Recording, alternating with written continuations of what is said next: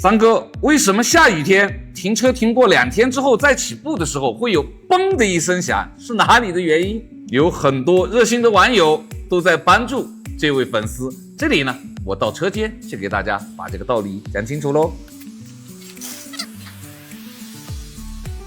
您的车这个哥的，我来接您的车拍个视频嘎。一般我们停车的时候拉手刹，所谓的手刹刹的是后轮，大家看到没有？那么通过刹车片和刹车盘之间的锁紧来实现手刹的效果。刹车盘呢是铸铁的，在潮湿环境下特别容易生锈。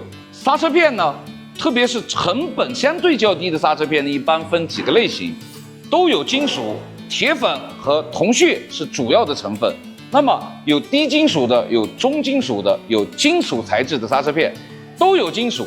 那么在潮湿的情况下，刹车盘生锈，里面的铁屑再生锈，它们就粘合在一块儿。锈得越厉害呢，它们之间粘合的这个力量呢也就越大，停放的时间越长呢，它粘合的也就越紧。所以当你停放了几天之后，你再起步的时候，它并没有完全的刹车片离开刹车盘，所以你一加油的时候要有一个力量来克服这个粘合力，就听见了嘣的一声。所以呢，可以讲这种现象是一种正常的现象，主要原因就是刹车盘生锈。当然，刹车片的生锈呢会加剧这种情况的发生。